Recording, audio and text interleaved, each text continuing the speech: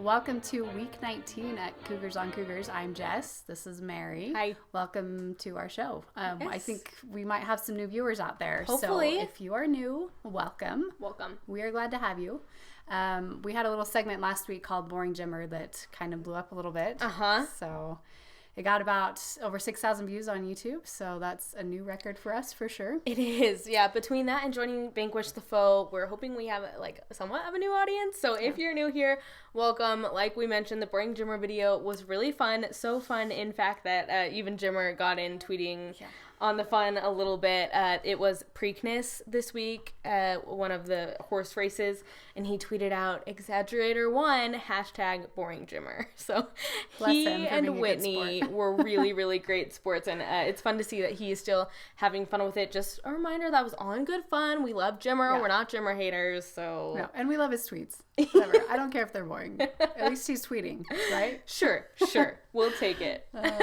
So we always start every week with our quote of the week, our notable quotable, and this week's comes from Michael Jordan. So he said, "You must expect great things of yourself before you can actually do them." So that's something for the off season. Hopefully everybody is expecting great things of themselves and are working hard to be great. So that we can be great. Yes, and we'll see that a few months. Yes, in the fall. So yes. Okay, now we will jump right into our next segment, which is Talk of the Town, which is our social media roundup that we have going on, and we're going to start out Talk of the Town with a post from Gymmer's wife Whitney. She and Jackson Emery and Gymmer and Jackson's wife Charisse are in Cabo vacationing together. So that's a fun little blast from the past to see those two teammates together vacationing. I love right? that they still hang out and are good friends. Yeah, that's those relationships you form will stick with you. Right? One of the best duos in BYU basketball history. Mm-hmm. So. Speaking of the beach. So we got a picture from Corbin on Instagram that was of him and some of the guys that went down for FanFest cruising around on the beach on their bikes. Yeah, beach cruisers. So they were there in Irvine, Southern California. It looks like TJ Haws, Kyle Davis, Elijah Bryant's in that picture. So sun's out, guns out, right?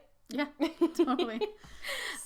Next comes a picture that we love, and this is from Jess's friend Eric, and he was in Irvine with, the team and some of the fans, and took this picture from a kind of little mini fireside that they had on Friday. Yeah, there's a fan down there that owns basically a private beach right down there. It's super nice, and they have a nice house there, and so they kind of had a party thingy. Yeah, little party, and got some of the players and coaches to talk about themselves a little bit. So this is Taysom with the mic, and you've got all of these little kids sitting around the fireplace watching them and just looking at him with little googly eyes. I know, it's such a good picture. He's a hero. It's really cute. Yeah, Taysom's such a good role model for them, and they look up to him, and I'm sure it was cool for them to be there and to see him. And anyway, it's a cool little picture. True. Also at FanFest, our friend, Crazy Coug Fanatic, and one of our viewers, she went all the way up from Vegas. It's about 4 hours, but she is a huge fan and couldn't miss this opportunity. And it was worth it. She got to meet a ton of people. So go look at her Instagram and her Twitter and her Facebook. She got a picture with pretty much everyone you could get a picture with. This one is with Ty Detmer, and they both match in their royal. And she said, just met a Heisman Trophy winner, so it's just a regular boring Saturday. Yeah, whatever. No big deal. Yeah, because anyway, so that was fun. So yeah, if you go to this FanFest, send us your picture. Your last opportunity is Laie in a couple weeks, but hey, we encourage you to. Pat drove 4 hours, so get on a plane. Be a true fan. Come on. BYU Swag on Twitter posted this week a picture of Coach Rose at the baseball game. So it's cool to see him out supporting other schools, hopefully getting to relax a little bit in the off season. Yeah, and that was another great game. Yeah. Another walk-off win for the Cougs in their home finale that's for the regular season. So a good one to be at, and just nice for him to be able to support the other teams and relax. So. Yeah, and bless BYU baseball for the season they've had. I mean, they've been really entertaining, and at a time when there's not much football, basketball stuff going on. True. They've filled that void very nicely. That is true. Speaking of Dave Rose and his protege, Tyler Haws is done with his first year playing professional basketball in Spain, and his wife tweeted this cute picture just saying how proud she is of him. We are also proud of him. He had a good first year. It's fun to see him get paid to do this. So yeah, if you want to hear a little bit more about him, we did an interview with his mom, Tiffany Haws, a couple weeks ago, so you can go back and find that in one of our previous episodes. Yeah, and she did say that they're coming back to Utah, so we're hoping to see some pictures and videos of Ty and TJ playing basketball together and working and getting better together. So yeah, I'm sure gotta them love and their the dad Haws. they'll be in the church gym early every morning, I'm sure. Yep. So one of our favorites Yes. of almost every week pretty much is I know. another picture from Tanner and Alexa, who we call 10Xa. That's their couple name that we've given them. And Alexa posted a 30-hour travel day is so worth it for this hunk. So they were coming back from China with the volleyball team. You didn't see the caption? I mean, I can't disagree. Oh, there's a hashtag too. Hashtag scruff supporter. Ooh. You know that's what? not He allowed is during the wearing season. that scruff. I support it. I wonder if he'll have it for the wedding. Ooh, good question. They look good though, and we kind of said that this kind of looks like a movie poster. So 10Xa, the movie, coming June 2016. I'd see it. I would too. That'd be a good one. So yeah, we'll have wedding pictures soon enough. Oh yeah, I plan on doing a for that. full recap for Vanquish the Foe. You'll have details. Speaking of Tanner and his coach, if you still don't really feel like you know Kalani very well, KUTV at Shauna Lake for Person to Person. I work there. I did not have anything to do with this though.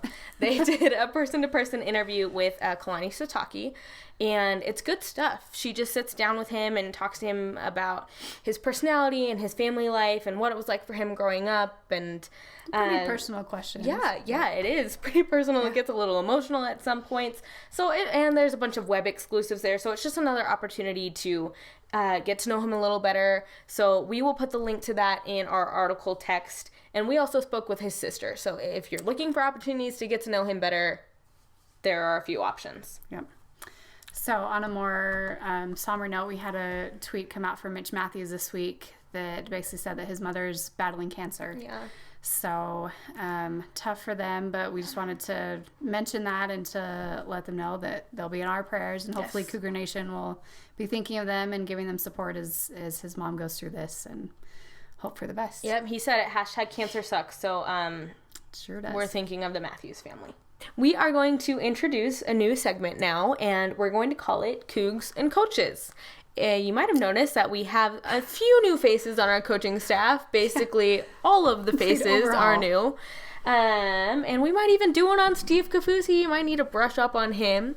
But we're going to start with some of the coaches who are new. And we're going to start this week with Reno Mahe, who is new to the coaching staff, but not necessarily new to the Cougars because, he kind of played here. Right, yeah. He's not new to fans, but we're hoping to bring something about him that you may not have known. Yes, so Reno has been hired on as the running backs coach. So we're just going to go through a list of kind of some stuff that we found about him comprehensively on the internet. Some of it you may know already, but hopefully you'll hear a thing or two that you didn't.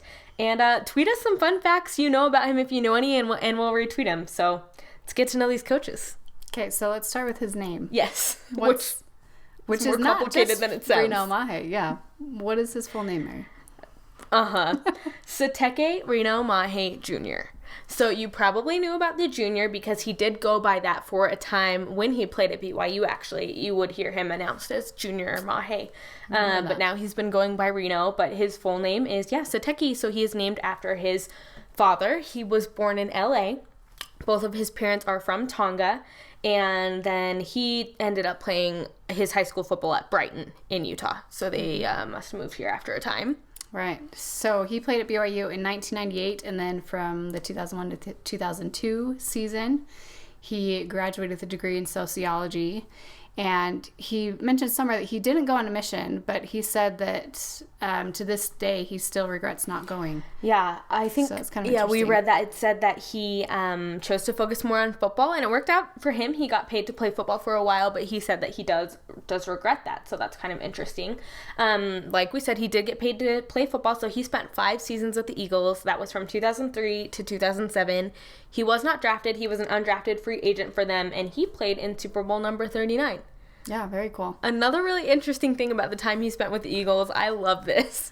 Yeah, so he, even though he was making money playing for them, he still would work at a restaurant called Chickie and Pete's in the off-season in Philly. It's like a crab house or something. But he worked at a restaurant in the off-season. Who does that? Yeah, and his family wasn't there. They were, I think, in Texas at the time. Anyway, there's a really great article about him and his experience there and why he did it. So we'll try to link to that. So if you haven't read that before, it's really interesting to get to know him a little bit better, and especially his personality. I just think that's so cool because, like, a lot of NFL players will own restaurants, but not, like, work in one. Yeah, so. I think he just did it to get out of the house, you know, do something outside of practice in a city that he didn't know many people. It's really interesting. He sounds like a really interesting guy from all of this stuff that we found out. So he is married to his college sweetheart. Her name is Sunny, which is nice name. And she was an All-American volleyball player for BYU. And we think they have 8 kids. They do. They have 8 kids. 4 girls and 4 boys. It's insane. He's not that old. No, that's an even split, though, too. Yeah. So I'm sure they'll be to all the games and stuff. I'm sure it's fun for them. He has his own cheering. He has his own football team, basically. Yeah, just about. Just need a few more. Come on. So his birthday is on June 3rd, so that's coming up in a few weeks. So we'll have to send out a birthday shout out for him. Yeah. So another really interesting thing about him, and this may be something you don't know unless you live in Lehigh, then maybe you know. He ran for office. I think it was just city council. We'll double check on that, but yeah, Lehigh City Council, I'm pretty sure it was in 2015. He did not win. So I think there were 6 Even if he candidates. Did win, like, he's coaching football now. Well, I know. Yeah, he's pretty good doing fine. But it was kind of interesting that he just, I don't know, he wanted to go into politics. He studied sociology, and just from like him working at the restaurant, it sounds like he's big into making a difference in the community and probably just wanted to get involved. Like, it seems like he likes people person. Talking to people. Yeah, so Will Embed, he has this little YouTube video where he talks about running for office and what he's gonna do for the city. Just kind of fun to see that he ventured out into that area and that he cares. Yeah, so he did lose. I think it was 6 candidates and 3 advanced. I think he was like the 4th one out, so he almost did. But Lehigh's loss, man, and BYU's gain. So serious. So, and then the other thing was, there's a picture of him, right, with Kobe Bryant. I think he like knows him. I don't think he just like met him somewhere. I think he knows him. So I don't know. All the athletes, man, professional athletes, there's just like a network. But here's a picture of him and Kobe Bryant from a while ago. So cool. That's pretty much it. So if you know anything else about him that we don't, let us know. Yeah, we're interested to get to know more about Reno and about all of the coaches. So we'll bring you these more. Let us know who you want to hear about next, and hopefully you heard a few things about Reno that you didn't know. And now we will get to know incoming freshman Payton Dastrup a little better through his dad, David Dwrp, who you can find on Twitter at Systemic Sports. So here's that interview. So we are joined today by David Dwrp, who is Payton Dastrup's dad, and Payton will be coming home from a mission soon and joining the BYU basketball program this fall. Yeah. So thank you for joining us, David. Payton's on a mission right now, so tell us where he's serving and when does he come back? Payton is serving in the Panama City, Panama mission. It's the entire country of Panama, as well as some islands that are off the coast of Panama called the San Blas Islands. Adam Hine, another Cougar, also served in Panama. Cool. Anyway, Panama is about the size of New Jersey. And most people know Panama for the Panama Canal.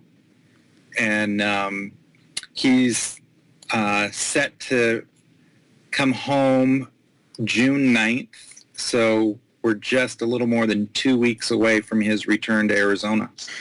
So we have to ask a little bit about Payton's history. So we remember how sort of down BYU fans when he originally committed to Ohio State, because we knew how good he was. He was a 4-star recruit. We were very excited heavily about him. Recruited, lots of offers. Thought there was a good chance he might come to BYU, but ended up signing with Ohio State. And then within a week or so, ended up decommitting and signing with BYU. So we wanted to ask you about that, maybe what went into that decision and what role you played in that process for him. Well, Payton made a decision in the recruiting process of being very thorough in the schools that he was interested in considering when it finally came down to it. And he told us that he was going to commit to Ohio State. And my role and my wife's role in the process was never to say you have to go here or you have to go there. it was more of a consulting role to say, look, here are all the factors that you've identified are important, and, let's talk it out. And so I don't know that I was surprised when he said Ohio State, but it was kind of a big deal. There were some TV cameras at the school where he was announcing, and there was a gasp that was Really? noticeable when he said Ohio State. Mesa, there's an LDS population. Right. There was this huge, Jake Toolson was there in the audience when he announced, and I think that there was such I don't want to say a blind assumption, but just everybody felt like it was a lock that was what he was going to commit to, that BYU was going to be who that he committed to. So but we never, swayed from supporting him. And I would say 2 or 3 days later, he came to me and he said, Dad, I don't feel right. And I said, what do you mean? And he said, well, everybody said that I would feel relief and like the burden was lifted and so on and so forth. He goes, I don't feel any of that. And I basically just told him, there's 2 things that I want you to focus on. I said, the most important thing is don't try to change your mind if you think that it's going to make everybody happy. Right. So I sent him away for about 24 hours and came back, and he said, Dad, Ohio State isn't where I'm going to go. And it wasn't so much, I'm not going to be Ohio State, I need to go to BYU. It was, I just knew that wasn't where I was going to be. Mm. And so then he actually came across the Mormon message from Elder Holland called Wrong Roads. Oh, yeah. I don't know if you're familiar with that or not. Huh? And he felt like, I think he came away after watching that he felt like he had to make a decision that solidified the course that he was going to take. Mm. So, and when he said that, I said, well, you better call, Coach Rose and find out if they still have a scholarship for you.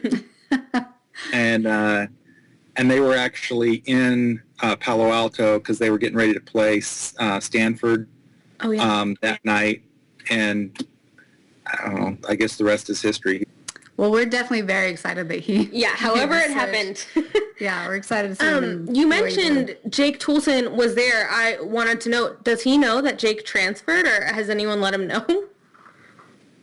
Yeah, he does. He knows that Jake transferred. He knows that Coach Pope is at UVU. Yeah. He knows that Bob Medina is no longer with the program as well as Cody Fugger, who went with Coach Pope. Right. So he's familiar with that. Basically, he said, well, good luck to him, but we've still got goals to achieve and things to do at BYU that,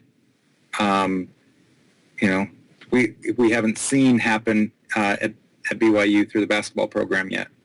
Right. Well, I like to hear that. We do like to hear that. The next question that we have that we like to ask parents who come on, what is Payton like off the court, and what is a trait that he has that most fans wouldn't know about?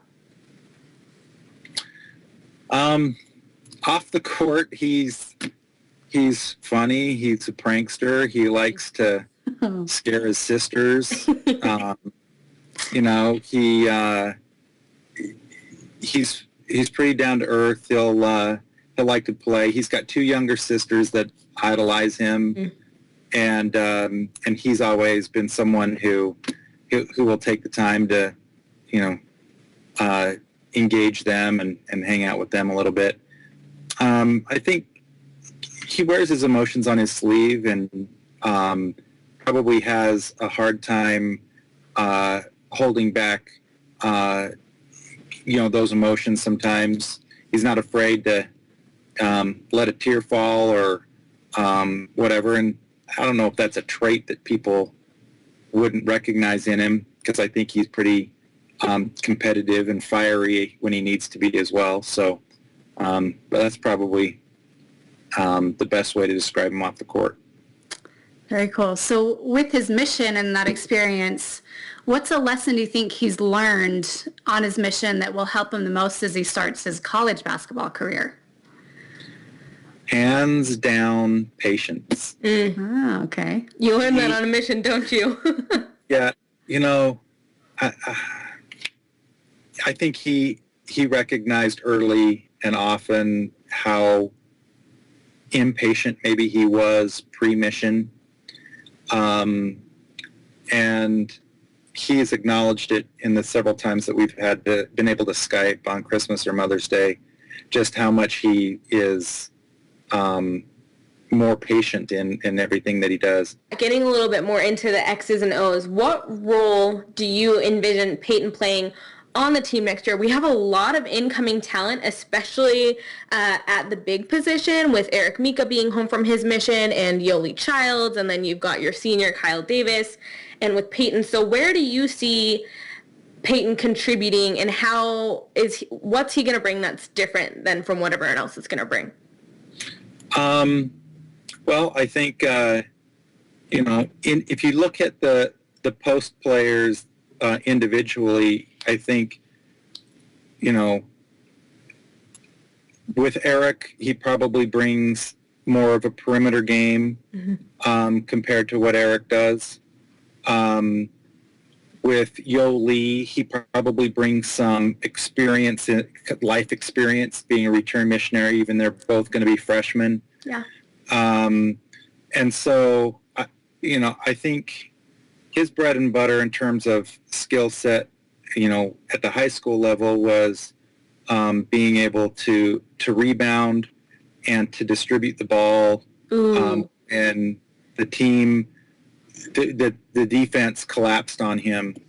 Wonderful. And personally, I hope that he has an opportunity to play a high post position with Eric or Yoli or Kyle Davis or Corbin Kafusi at that low post position, because Payton's sophomore year, he had a senior who kind of was a post back to the basket type player. And so Payton kind of found his place in the high post, and it was lethal. Very cool. He was able to get the ball to the post player or to somebody on the wing. And so I will smile if given the opportunity to watch him operate in the high post, either create his own shot if they're not respecting his offensive game. If they are respecting his offensive game, getting it to Eric or one of the other post players, or to Elijah, Nick, TJ, Jordan, any of those guys on the perimeter. So that's, in a nutshell, kind of my hope or biased opinion of where I see he could make a difference for the basketball team next year. The last thing that we wanted to ask you is Payton, his name, the spelling is a little bit atypical. It's Payton. We wanted to ask you if he was named after anybody. So I have ties to Chicago, spent some time growing up there, and his name was actually, there was some debate between Ryan, R-Y-N-E, for Ryan Sandberg, and Payton is the one that won out. And I often tell people because it's spelled P-A-Y, it's because of Walter Payton versus Peyton Manning, or any of the other Payton, male Paytons that spell their name with a P-E-Y rather a P-A-Y. That's great, though. So Walter Payton, now we know. We want to thank David for joining us. That was a really fun interview, and we are so excited for Payton. I know. I'm excited to get to know him better. Yeah. On and off the court. On and off the court. It sounds like he's a really cool kid, and I would love to see him in the high post. So I love that he's a prankster. Like, I hope we get some good pranks. on Between his him and teammates. Elijah, I have visions of, yes. And Eric. Yeah. Oh, That'll be fun. Oh, yeah. And Eric. Coming up this next week, all is not lost. There's still some things No. going on. Big things. So we've got track and field have their West preliminaries on May 26th or 28th. So that's this weekend. Starting Thursday. Also starting Thursday is the men's golf championship for the NCAA. So good luck to them with that. We're getting to that time with all of the championships and tournaments. Yep. And baseball, too. They're playing Gonzaga in the first round of the WCC tournament, trying to get a spot in the NCAA regionals. So they play Thursday. That's at 7 o'clock. So you can watch that on the W.TV. Yep, at Gonzaga. So the tournament is double elimination. I think we ended up snagging, I think we're the 2 seed, right? Ended up being co-champs, but we could really use a win or two in that in the WCC tournament to make it to the NCAA tournament. Right. It's kind of iffy on whether they'll get a bid. So better just win the tourney. Yeah, always better. Another thing that's coming up next is a football fireside. So this week's on Sunday is going to be in Washington, D.C. at the Washington, D.C. Temple Visitor Center. So check that out this Sunday if you happen to be in D.C. We are brought to you this week by the Timberwolves. We hope they like dragons. Yes, and our second sponsor is Draymond Green, who would fit right in with BYU culture. Oh, yeah. May you always stay loyal to the white and blue. For Jess, I'm Mary. We'll see you next week.